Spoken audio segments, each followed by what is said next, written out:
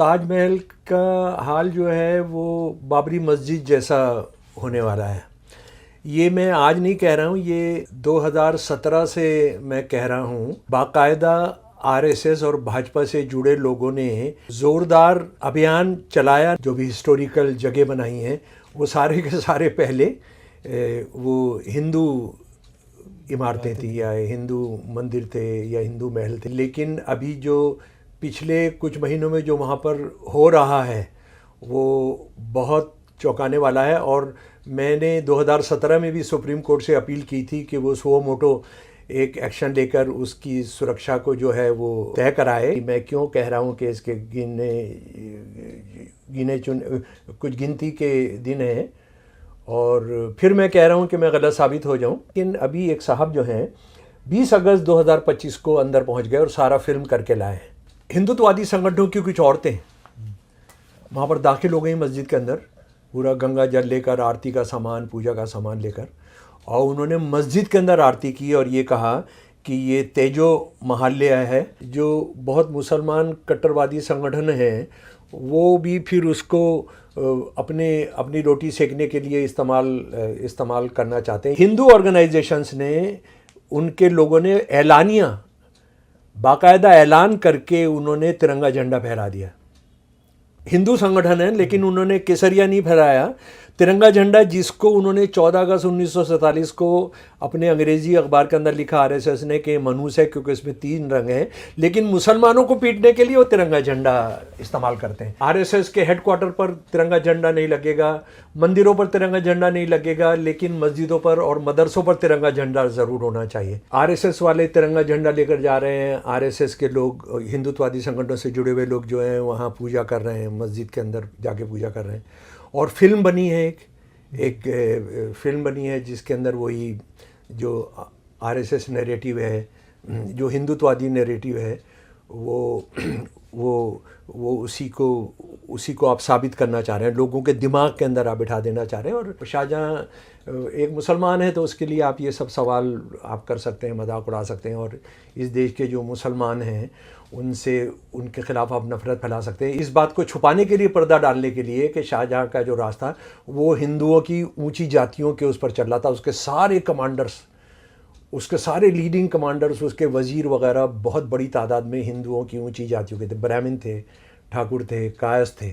कई लोगों को ये देखकर पीड़ा हुई है कि ताजमहल को ऐतिहासिक स्थानों की सूची से हटा दिया गया है।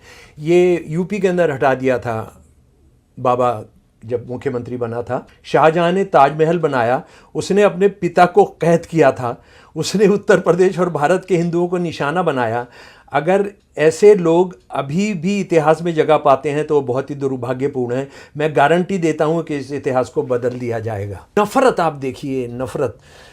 शाहजहाँ मुसलमान, वो शाहजहाँ मुसलमान जिसकी आपके पुरखे जो थे सेवा कर रहे थे, जिनकी वजह से मुग़ल राज चल ही नहीं सकता। ये मैं नहीं कह रहा हूँ, ये अरविंदो कह रहे हैं, ये आरसी मजूमदार कह रहे हैं, हिंदू इतिहासकार कह रहे हैं कि मुग़ल राज चल ही नहीं सकता था हिंदू जातियों के, क्योंकि आपके सारे पूर्वज जो थे उनकी सेवा के अंदर लगे थे, उनसे लड़की रोटी रोजी का रिश्ता रखे हुए थे।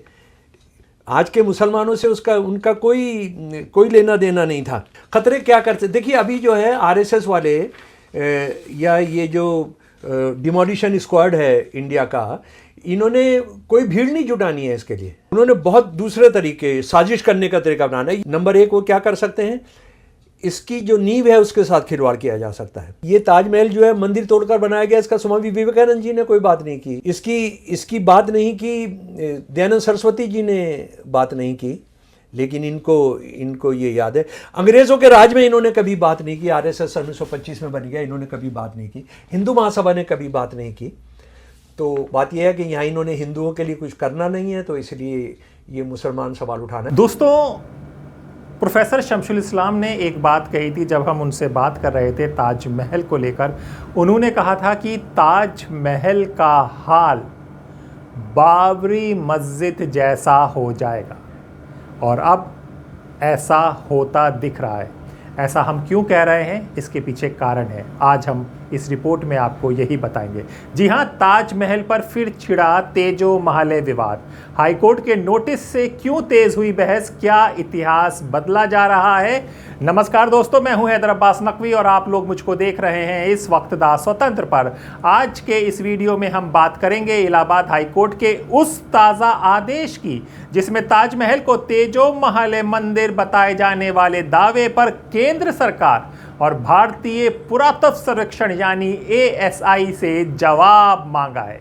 लेकिन दोस्तों, कहानी यहीं खत्म नहीं होती है। द प्रिंट में वरिष्ठ पत्रकार वीर संघवी ने इस पूरे मामले पर एक तीखा लेख लिखा है। उनका सवाल है, जब मोदी सरकार और ASI पहले ही इस दावे को अदालतों में खारिज कर चुकी है तो फिर इस याचिका को बार बार गंभीरता से क्यों लिया जा रहा है? और ऐसे में ही शमशुल इस्लाम साहब की बात याद आती है कि ताजमहल को बाबरी मस्जिद बना दिया जाएगा, और ये बात वो सन 2017 से कह रहे हैं। हम वो उनकी बात भी आपको सुनाएंगे। पहले इस जो वीडियो के दूसरे हिस्से में हम सुनेंगे इतिहासकार शमशुल इस्लाम की राय। वो बताएंगे कि ताजमहल इतिहास और RSS BJP की राजनीति को लेकर उनका क्या कहना है, और जो वो कह रहे हैं वो धीरे धीरे सच होता जा रहा है।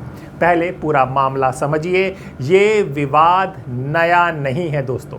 साल 2015 से कुछ याचिकाकर्ता दावा कर रहे हैं ताजमहल असल में तेजो महल नाम का शिव मंदिर था जिस पर मुगल ने कब्जा कर लिया। याचिका में मांग की गई है कि ताजमहल के बंद कमरों का सर्वे कराया जाए और ये जांच हो कि क्या वहां किसी हिंदू मंदिर के अवशेष मौजूद हैं। साथ ही कुछ याचिकाओं में ये भी मांग उठी है कि ताजमहल में मुसलमानों की नमाज पर रोक लगाई जाए। अब इलाहाबाद हाईकोर्ट ने इस याचिका पर केंद्र सरकार और ASI से जवाब मांगा है, लेकिन मोदी सरकार पहले क्या कह चुकी है इसको समझिए। यहीं से बहस दिलचस्प हो जाती है दोस्तों। केंद्र सरकार और ASI पहले भी अदालतों में साफ कह चुके हैं कि ताजमहल का तेजो महल होने का कोई ऐतिहासिक पुरातत्व प्रमाण उपलब्ध नहीं है। यानी जिस सरकार पर अक्सर हिंदुत्व की राजनीति का आरोप लगाया जाता है उसी सरकार ने अदालत में इस दावे का समर्थन नहीं किया। तो क्या ये सब कुछ पिछले खाने पर हो रहा है? अब आइए सबसे पहले हम आपको वीर संघवी ने क्या लिखा है वो हम आपको बताते हैं। वीर संघवी लिखते हैं कि ये विवाद इतिहास का नहीं बल्कि साजिश के सिद्धांतों को मुख्य धारा में लाने का प्रयास है। वो याद दिलाते हैं कि इस सिद्धांत को सबसे अधिक लोकप्रिय बनाने वाले लेखक P.N. ओक थे, जिन्होंने ये भी दावा किया था कि फतेहपुर सीकरी समेत कई ऐतिहासिक इमारतें मूल रूप से हिंदू थी।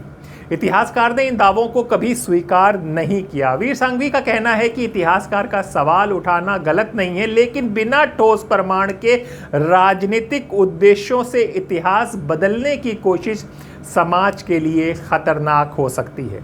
इतिहास बनाम राजनीति। वीर संघवी लिखते हैं कि इतिहास लगातार नए शोधों से बदलता है। जैसे हड़प्पा मोहनजोदड़ो की खोज ने भारत के प्राचीन इतिहास को नई दिशा दी, इसी तरह सरस्वती सभ्यता जैसे सवालों पर भी गंभीर शोध होना चाहिए। लेकिन वो कहते हैं कि शोध और राजनीतिक कल्पना में फर्क होना चाहिए।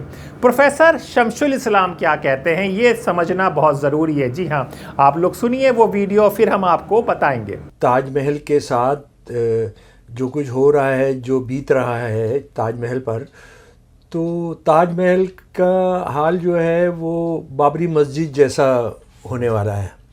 ये मैं आज नहीं कह रहा हूँ, ये 2017 से मैं कह रहा हूँ, जब बाकायदा RSS और भाजपा से जुड़े लोगों ने एक ज़ोरदार अभियान चलाया, नहीं बल्कि एक पुराना जो था कि ये तो तमाम मुसलमानों ने जो भी इमारतें बनाई हैं, जो भी बिल्डिंग्स बनाई हैं, जो भी हिस्टोरिकल जगह बनाई हैं, वो सारे के सारे पहले वो हिंदू इमारतें थी या हिंदू मंदिर थे या हिंदू महल थे, उसको उन्होंने बदल कर दिया या उस पर कब्ज़ा करके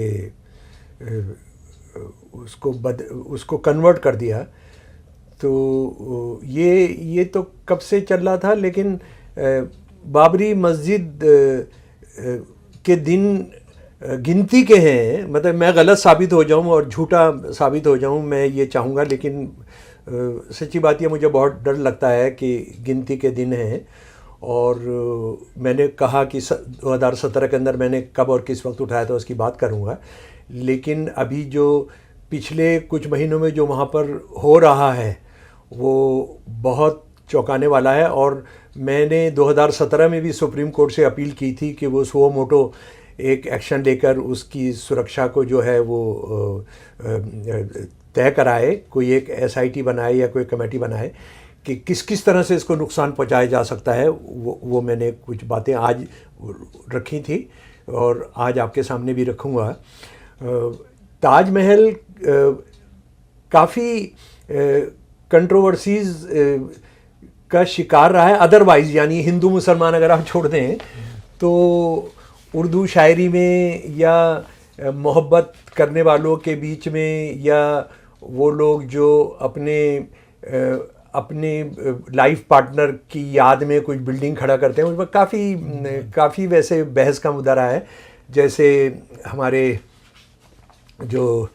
मशहूर शायर जो हैं उन्होंने इस बात को साफ लिखा कि ये जो ताजमहल बनाकर आपने उड़ाया है मेरी मोहब्बत का मजाक, है ना।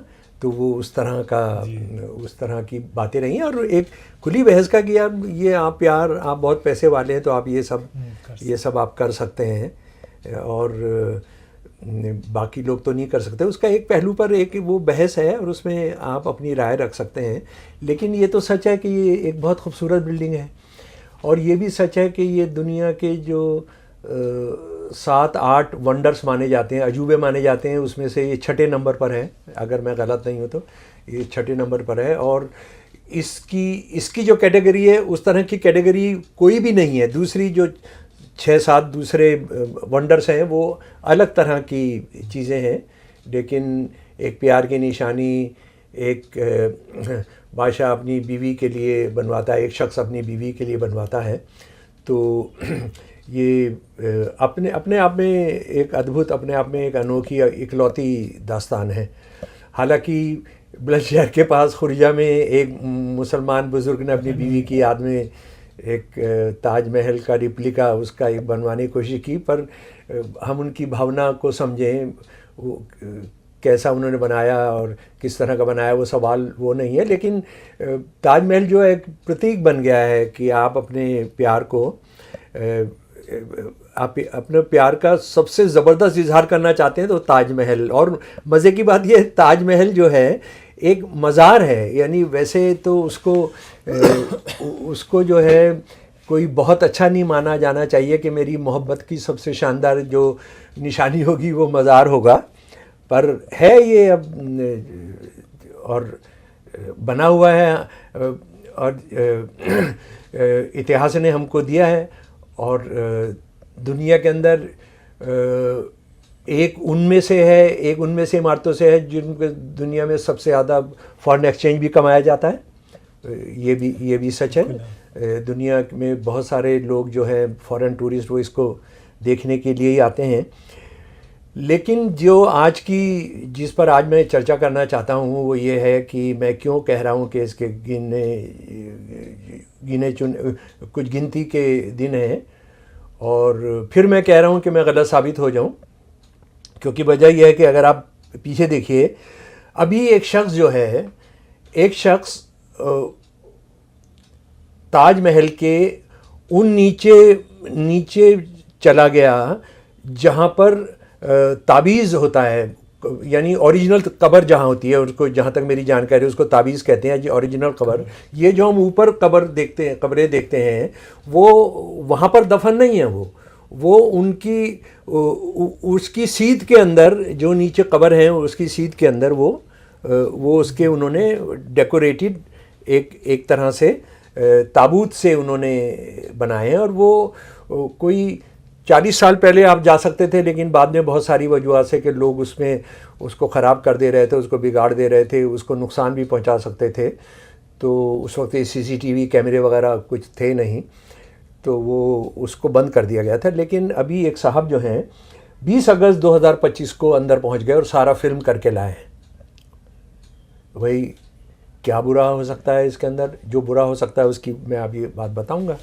दूसरा ये है कि जो पिछली नवंबर 18 2018 को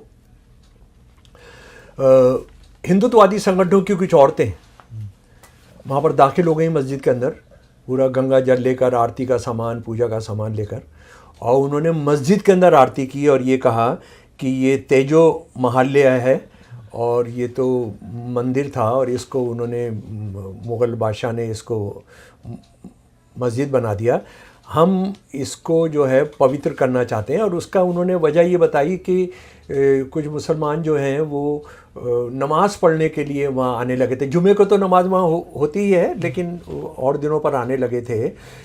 तो उसके रिएक्शन में ये उन्होंने किया है। भाई रिएक्शन में किया होता तो वो मस्जिद है तो आप नमाज़ पढ़ने चले जाते वहाँ पर, वहाँ उनको लेकर कोई उर्स करा लेते, जो उनकी याद के अंदर जो होता है कुछ वो कर लेते। लेकिन आप उसको हिंदू मंदिर मानकर आप जो पूजा करने गए। अच्छा, ये मुसलमान जो मिडिवल ज़माने की, मिडिवल से पहले तो मस्जिदें नहीं हैं यहाँ, या मुसलमानों के आने से पहले, यानी 8वीं 9वीं शताब्दी से पहले तो मस्जिद नहीं है। तो ये मिडिवल ज़माने की जो मस्जिदें हैं, पुरानी मस्जिदें, उनके बारे में एक बड़ा अजीब व गरीब तमाशा हो रहा है इस देश के अंदर। अगर वो आर्कियोलॉजिकल सर्वे या प्राचीन हैं तो उनमें उनको आप लिविंग मस्जिद नहीं कहते हैं। मंदिर कितना भी पुराना हो, वो लिविंग टेम्पल है। सोमनाथ हो, कोई दूसरा हो, अपना अयोध्या का हो, अपना मथुरा का हो, वृंदावन के हो, तो ये आज भी वहाँ पूजा हो सकती है। लेकिन पता नहीं ये क्या वजह है कि अगर पुरानी मस्जिद होगी तो उसमें ये रहता है कि नहीं, आप ये इसको मस्जिद के तौर पर इस्तेमाल नहीं कर सकते। ये समझ में नहीं आता है इसके पीछे क्या सियासत है। और मुझे तो लगता है ये पूरा एक कम्युनल सियासत ही है। हालांकि इसका एक पहलू ये भी है कि जो बहुत मुसलमान कट्टरवादी संगठन हैं वो भी फिर उसको अपनी रोटी सेकने के लिए इस्तेमाल करना चाहते हैं। या तो ये है कि वो पूरा रख रखाव अपने ज़िम्मे ले लें और उसको करें तो समझ में आता है, और वो नमाज़ पढ़ने के लिए बस उस जगह का इस्तेमाल करना वो अपने आप में एक इस तरह का है कि सरकार उनको बाहर रखना चाहती है, वो उसके अंदर आना चाहते हैं, तो उसका कोई विकल्प के, उसके अल्टरनेटिव के तौर पर नहीं, बस सिर्फ इस वजह से कि वहाँ नमाज़ पढ़नी है, तो ये इसका कोई मतलब नहीं निकलता है। तो खैर हम वापस लौटते हैं। हिंदू ऑर्गेनाइजेशंस ने, उनके लोगों ने ऐलानिया, बाकायदा ऐलान करके उन्होंने तिरंगा झंडा फहरा दिया। हिंदू संगठन है लेकिन उन्होंने केसरिया नहीं फहराया, तिरंगा झंडा, जिसको उन्होंने 14 अगस्त 1947 को अपने अंग्रेजी अखबार के अंदर लिखा आरएसएस ने कि मनहूस है क्योंकि इसमें 3 रंग हैं, लेकिन मुसलमानों को पीटने के लिए वो तिरंगा झंडा इस्तेमाल करते हैं। तो वो आपने देखा, यानी आरएसएस के हेडक्वार्टर पर तिरंगा झंडा नहीं लगेगा, मंदिरों पर तिरंगा झंडा नहीं लगेगा, लेकिन मस्जिदों पर और मदरसों पर तिरंगा झंडा ज़रूर होना चाहिए। ये उनकी मांग रहे। तिरंगा झंडा मुसलमानों को पीटने के लिए, मुसलमान तंजीमों को डराने के लिए उसका ज़रूर इस्तेमाल किया जाएगा। तो ये तिरंगा झंडा हुआ, इसकी बाकायदा वीडियोज़ हैं, इसको खूब फैलाया गया कि देखिए आज जो है ताजमहल को आज़ाद करा लिया गया। और उसके बाद एक कवि है बड़ा भांड जैसा, वो भांड, हालांकि भांड कहना भी ठीक नहीं है क्योंकि भांड तो बहुत अच्छा काम करते हैं, गायक होते हैं, बहुत उसमें तपस्या करते हैं, उसकी ट्रेनिंग लेते हैं। वो जो है उसने तो इसको क्या कहा कि आरएसएस वाले तिरंगा झंडा लेकर जा रहे हैं, आरएसएस के लोग, हिंदुत्ववादी संगठनों से जुड़े हुए लोग जो हैं वहाँ पूजा कर रहे हैं, मस्जिद के अंदर जाके पूजा कर रहे हैं। और फिल्म बनी है, एक फिल्म बनी है जिसके अंदर वही जो आरएसएस नैरेटिव है, जो हिंदुत्ववादी नैरेटिव है, वो उसी को आप साबित करना चाह रहे हैं, लोगों के दिमाग के अंदर आप बिठा देना चाह रहे हैं। और ये भी हम जानते हैं कि एक भांड है जो कभी आपके लिए भांडगिरी करता है, कभी आजकल बीजेपी आरएसएस के लिए कर रहा है, उसने इसके बारे में जो कहा कि ये मकबरा एक सफ़ेद रंग का कब्रिस्तान है और नौजवानों को ये कैसे प्यार का सिंबल बन नौजवानों के लिए प्यार का सिंबल बन सकता है, तो वो आजकल उसको एक हिंदू मुसलमान करने में लगा है। और वो कह रहा है, मैंने सुना उसका कि वो शाहजहाँ की पता नहीं कौन से नंबर की पत्नी को उसने कितने नंबर का बच्चा जन्म दिया। तो ये सवाल वो कभी राजा दशरथ और ऋषि मुनियों से भी पूछे कि उनके कौन से नंबर की पत्नी, लेकिन क्योंकि शाहजहाँ एक मुसलमान है तो उसके लिए आप ये सब सवाल आप कर सकते हैं, मजाक उड़ा सकते हैं, और इस देश के जो मुसलमान हैं उनके ख़िलाफ़ आप नफ़रत फैला सकते हैं। इस बात को छुपाने के लिए, पर्दा डालने के लिए कि शाहजहाँ का जो रास्ता वो हिंदुओं की ऊंची जातियों के उस पर चल रहा था। उसके सारे लीडिंग कमांडर्स, उसके वज़ीर वगैरह बहुत बड़ी तादाद में हिंदुओं की ऊंची जातियों के थे, ब्राह्मण थे, ठाकुर थे, कायस्थ थे। तो ये था, तो उस पर भी पर्दा पड़ जाएगा। तो ये सब चल रहा है और इसकी कीमत ताजमहल ने चुकानी पड़ेगी। और ये मैंने आपको बताया था कि मैं ये 2017 से इसकी बात करूँगा। असल में हुआ ये था कि 16 अक्टूबर 2017 को एक बंदा है, आरएसएस बीजेपी का लीडर है, अभी आजकल पता नहीं मुझे कहाँ है वो, संगीत सोम उसका नाम है। संगीत सोम ने कहा कि वो कितना इस्लाम से नफ़रत करता है और हिंदुस्तानी मुसलमानों से नफ़रत करता है, वो हम सब लोग जानते हैं। और मुजफ्फरनगर के जो दंगे थे उसमें उसका जो रोल रहा, कई लोगों को ये देखकर पीड़ा हुई है कि ताजमहल को ऐतिहासिक स्थानों की सूची से हटा दिया गया है। ये यूपी के अंदर हटा दिया था बाबा जब मुख्यमंत्री बना था। क्या है इतिहास, किस स्थान का इतिहास है, किसका इतिहास है? जिस व्यक्ति शाहजहाँ ने ताजमहल बनाया उसने अपने पिता को कैद किया था, उसने उत्तर प्रदेश और भारत के हिंदुओं को निशाना बनाया। अगर ऐसे लोग अभी भी इतिहास में जगह पाते हैं तो वो बहुत ही दुर्भाग्यपूर्ण है। मैं गारंटी देता हूँ कि इस इतिहास को बदल दिया जाएगा। एक तो आरएसएस की शाखाओं में उसने जो सीखा जहालत का कि शाहजहाँ ने अपने बाप को गिरफ्तार करा दिया था, इनकी ये जानकारी है। लेकिन नफ़रत आप देखिए, नफ़रत, शाहजहाँ मुसलमान, वो शाहजहाँ मुसलमान जिसकी आपके पुरखे जो थे सेवा कर रहे थे, जिनकी वजह से मुग़ल राज चल ही नहीं सकता। ये मैं नहीं कह रहा हूँ, ये अरविंदो कह रहे हैं, ये आरसी मजूमदार कह रहे हैं, हिंदू इतिहासकार कह रहे हैं कि मुग़ल राज चल ही नहीं सकता था हिंदू जातियों के बल और दिमाग की सहायता के बिना। और उसके बाद फिर वो आगे चलकर कहता है, पिछले कुछ वर्षों में भारत और उत्तर प्रदेश में इतिहास को विकृत करने का प्रयास किया गया है। आज भारत और यूपी की सरकारें इस इतिहास को दुरुस्त कर रही हैं। पाठ्य पुस्तकों में राम कृष्ण को लेकर महाराणा प्रताप, शिवाजी राव तक के इतिहास को सम्मिलित किया जा रहा है। हमारी किताबों में इतिहास का दागदार हिस्सा जैसे कि अकबर, औरंगजेब, बाबर, सरकार उन्हें हटाने का काम कर रही है। यानी वो फिर वही वाली बहस है कि बाबर का राज किसके कंधों पर चल रहा था, अकबर का राज किसके कंधों पर चल रहा था। राणा प्रताप से लड़ने के लिए अकबर कभी नहीं गया, उनका साला गया था, उसका नाम मान सिंह था, वो मुसलमान नहीं था। औरंगज़ेब का राज जो था वो यानी उसके कितनी बार सबूत चाहिए कि एक सबसे बड़ा सबूत ये है कि किसके कंधों पर किसकी ताकत पर टिका था कि शिवाजी महाराज से लड़ने के लिए कभी भी औरंगज़ेब नहीं गया। राजा जयसिंह 1 और जयसिंह 2 गए तो कभी औरंगज़ेब ने मैदान जंग में शिवाजी महाराज का मुकाबला नहीं किया। और उसके बाद आप शिवाजी की बात कर रहे हैं, शिवाजी को जो घेर घार के जो आगरा लेकर आया था वो आप जानते हैं कि जयसिंह 1 था। तो ये इन सारे लोगों को आप भूल जाते हैं। असल में ये सब आप बात इसलिए कर रहे हैं क्योंकि आप ये पर्दा डालना चाहते हैं। तो उसके बाद ये जो बात कह रहा था ये संगीत सोम या आरएसएस वाले जो कह रहे हैं, कुछ इतिहासकार भी हैं ओक वगैरह जिन्होंने इस सब पर किताबें लिखी हैं कि ये सोम साहब को जो है इस सब बोलने और बकने के लिए हिंदू हृदय सम्राट और संघर्ष वीर महाठाकुर की उपाधियां भी दी गई। अब ये भी हिंदू हृदय सम्राट, मोदी जी हिंदू हृदय सम्राट हैं या अमित शाह हैं या ये हैं, ये भी आपस में तय करना मुश्किल हो गया है।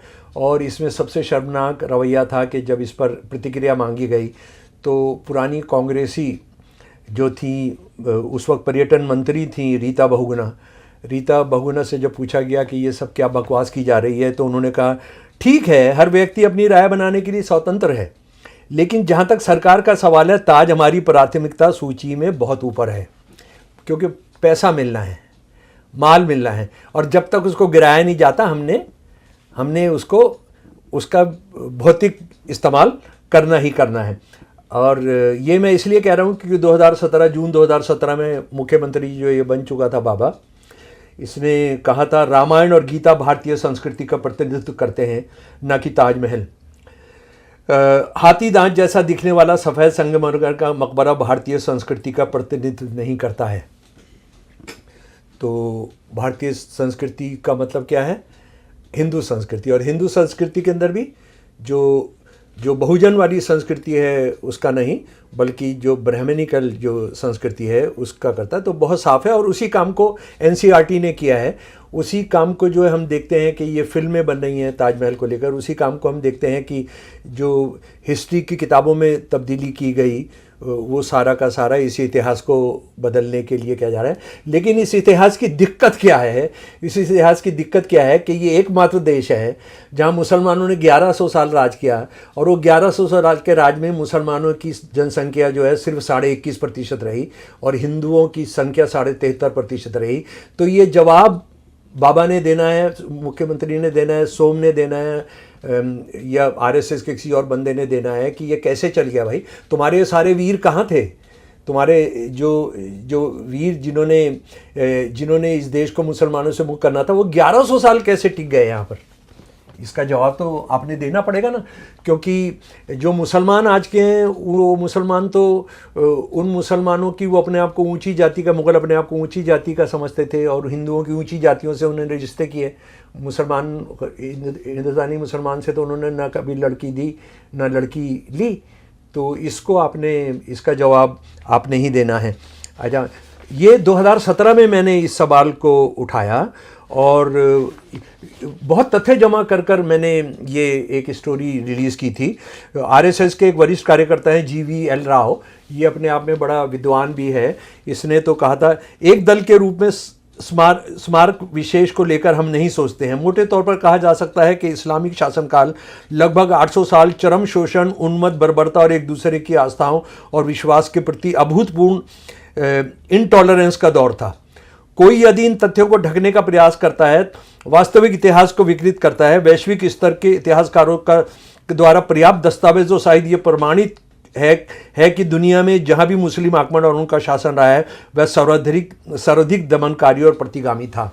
देखिए, मुसलमान राज जो है जहां भी गया है वो हमेशा जो है वो प्रतिगामी है, वो दमनकारी है, वो बलात्कारी है, वो सब और चीज़ें भी जोड़ दीजिए इसके अंदर। पर वो कैसे चल गया? वो क्यों चल गया? इसका जवाब तो राव साहब आप भी ऊंची जाति के हैं, आपने ही देना है ना, क्योंकि आपके सारे पूर्वज जो थे उनकी सेवा के अंदर लगे थे, उनसे लड़की रोटी रोजी का रिश्ता रखे हुए थे। आज के मुसलमानों से उनका कोई लेना देना नहीं था।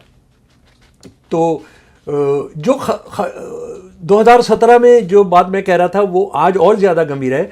खतरे क्या करते? देखिए, अभी जो है आरएसएस वाले या ये जो डिमोलिशन स्क्वाड है इंडिया का, इन्होंने कोई भीड़ नहीं जुटानी है इसके लिए।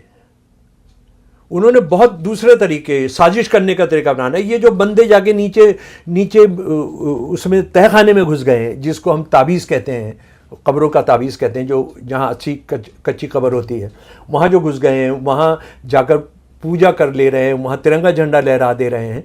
किसी पर कोई मुकदमा हुआ और हुआ भी होगा तो नहीं भी हुआ हो सकता है, हुआ भी होगा तो वो क्या उसका नतीजा होगा कोई नहीं। यहाँ तो कोई मुसलमान अगर किसी मस्जिद के अंदर, किसी मंदिर के अंदर जाकर अगर बैठ जाए, आराम कर ले, या कहीं बहुत ही अति हो गया नमाज पढ़ ले, तो वो तो फांसी पर लटका दिया जाएगा, लटका दिया जाना चाहिए हिंदुत्ववादी संगठनों के जरिए। लेकिन यहाँ ये सब हो रहा है।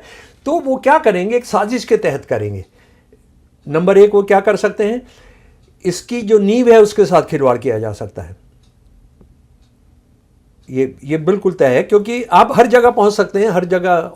और अभी तो अभी जो है ये यानी क्या कहते हैं वो अभी तो ये क्या कहावत है, सैया भाई कोतवाल। हाँ, और अब तो आरएसएस के सारे सैया जो हैं वो कोतवाल बने हुए हैं, मंत्री हैं, अफसर हैं, आईजी हैं, आईपीएस हैं।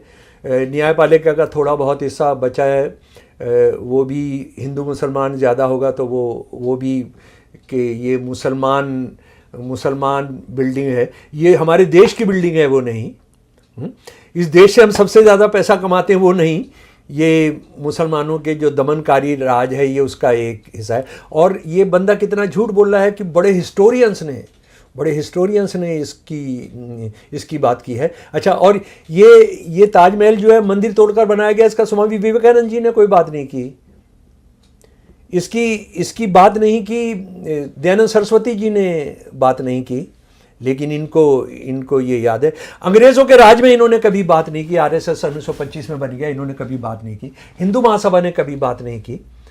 तो बात यह है कि यहाँ इन्होंने हिंदुओं के लिए कुछ करना नहीं है, तो इसलिए ये मुसलमान सवाल उठाना है। तो मैं बात कर रहा था कैसे नुकसान पहुँचाया जा सकता है, उसकी नींवों के साथ खिलवाड़ किया जा सकता है, उसकी नींवों को कमज़ोर किया जा सकता है। इस तरह के अब केमिकल्स हैं जो पूरा आप गला सकते हैं। उसके बाद आप ये कर सकते हैं कि इसकी जो ब्यूटी है, इसका जो पत्थर है, ये भी सुनने में आया था कि उसकी जो सफाई होती है उसमें पिछली बार या कभी पिछली से पिछली बार बहुत घटिया दर्जे का उसका क्या कहते हैं उसको सफाई करने वाला मटेरियल लगा दिया गया। तो आप 2-3 बार वो लगा दीजिए तो वो ख़त्म हो जाएगा। ये सब किया जाता है। और मैं जिस चीज़ के लिए जो मुझे बहुत मुमकिन लगता है कि ये कुछ इस्लामी कट्टरवादी संगठनों तक को इस्तेमाल कर सकते हैं कि ये कब्र है और ये कब्र तो इस्लाम में इजाज़त नहीं होती है, ये सब नहीं होता है। तो वो भी जो ये कट्टरवादी इस्लामिस्ट क्रिमिनल्स हैं और टेररिस्ट हैं, ये अवेलेबल हैं ऑन पेमेंट। तो ये काम उनसे भी करा सकते हैं और ये कहें कि ये तो बाहर से आकर आईएसआई वाले कर गए, ये सब कर गए, ये सारे हरबे आरएसएस वाले इस्तेमाल कर सकते हैं। तो मेरे प्यारे दोस्तों, आप आवाज़ उठाइए कि ये कैसे हो रहा है, लोग कैसे घुस जा रहे हैं, क्यों हो रहा है। और जो ताजमहल के बाहर का हिस्सा है वो तो काफ़ी उसको हिंदुआइज करने की कोशिश की जाती रही है, ये सब होता रहा है। तो ये मुसलमान बिल्डिंग है या इस देश की धरोहर है, ये तय करें। नहीं तो मुसलमान बिल्डिंग कहकर आप हमारा जो भी अच्छा है, जिस वजह से हम दुनिया में जाने जाते हैं, हम पहचाने जाते हैं, प्यार के जिस रूप की भी वो निशानी है, मेरा व्यक्तिगत तौर पर कुछ भी वो हो सकता है, एक कोई इख्तलाफ राय हो सकता है, लेकिन वो है तो उसको ख़त्म करने का हक़ किसी को नहीं है। दोस्तों, इतिहासकार प्रोफेसर शमशुल इस्लाम का कहना है कि ताजमहल को लेकर समय समय पर उठने वाले दावे केवल इमारत का विवाद नहीं है। उनके अनुसार ये एक व्यापक वैचारिक परियोजना का हिस्सा है जिसमें भारत के मध्यकालीन इतिहास की भी व्याख्या पेश की जाती है। प्रोफेसर इस्लाम का दावा है कि आरएसएस की विचारधारा लंबे समय से मुगल काल की विरासत और भारतीय इतिहास को अलग दृष्टिकोण से प्रस्तुत करती है और इसीलिए वो कहते हैं कि ताजमहल का हाल भी बाबरी मस्जिद जैसा होगा। दोस्तों, यहाँ सबसे बड़ा सवाल, क्या अदालतें इतिहास तय करेंगी या इतिहास का फैसला पुरातत्व दस्तावेज, शोध और अकादमिक प्रमाणों से होगा? क्या हर ऐतिहासिक इमारत पर नए दावे न्यायपालिका तक पहुंचेंगे या फिर अदालतें केवल उपलब्ध साक्ष्यों के आधार पर फैसला करेंगी? और सबसे बड़ा सवाल जिसे आपको सोचना होगा, समझना होगा, 2027 में यूपी चुनाव है, ऐसे में राम मंदिर चंदा घोटाले पर बीजेपी, आरएसएस, विश्व हिंदू परिषद घिरे हुए हैं, तो कहीं ये मुद्दा उन सबसे ध्यान भटकाने के लिए तो नहीं है? इस पर भी अपनी राय ज़रूर देखिएगा, क्योंकि इतिहास किसी एक विचारधारा की संपत्ति नहीं होती। यदि नए प्रमाण मिलते हैं तो इतिहास बदल सकता है, लेकिन यदि केवल बिना ठोस साक्ष्यों के केवल राजनीतिक दावों के आधार पर इतिहास लिखा जाएगा तो आने वाली पीढ़ियों के सामने सच और कल्पना के बीच की रेखा धुंधली हो सकती है। और सबसे बड़ी बात, जो ये लोग सोचते हैं कि ताजमहल मुसलमानों की इमारत है, उनको भी अपनी सोच बदलनी होगी। ताजमहल भारत की, हिंदुस्तान की, देश की धरोहर है। जहां भी विदेश से कोई भी नेता आता है, उसको सबसे पहले जो भी सरकार और जो भी यूपी का मुख्यमंत्री है, वो ताजमहल दिखाने जाता है। तो जो लोग ये सोच रहे हैं कि ताजमहल मुसलमानों की इमारत है, इसको भी बदल दिया जाए, उनकी सोच को भी जवाब देना ज़रूरी है। अब सबकी निगाहें इलाहाबाद हाईकोर्ट में दाखिल होने वाली केंद्र सरकार और एएसआई के जवाब पर होंगी। क्या अदालत आगे सर्वे का आदेश देगी? हमने देखा है पिछले कुछ मामलों में कि अदालत ने आदेश दिए हैं, तो यहाँ पर भी दे सकती है। ऐसी कोई बड़ी बात नहीं है कि ना दी जाए और फिर उसके बाद आप देखेंगे कि गोदी मीडिया के सारे एंकर ताजमहल में कूद पड़ेंगे, उसकी एक एक दीवार को जूम करके दिखाएंगे और ये साबित कर देंगे अदालत और किसी संरक्षण से पहले कि ये ताजमहल नहीं है। जी हाँ, या पहले की तरह इन दावों को पर्याप्त प्रमाणों के अभाव में खारिज किया जाएगा, ये आने वाले दिनों में साफ होगा। आप लोग इस पूरे विवाद पर क्या सोचते हैं? अपनी राय हमें कमेंट बॉक्स में ज़रूर लिखें। अपने दोस्त हैदर अब्बास नकवी को इजाज़त दें। फिर होगी मुलाकात ऐसी ही किसी खबर के साथ जिसके लिए आप लोग जुड़े हुए हैं दा स्वतंत्र के साथ। तब तक के लिए दा स्वतंत्र।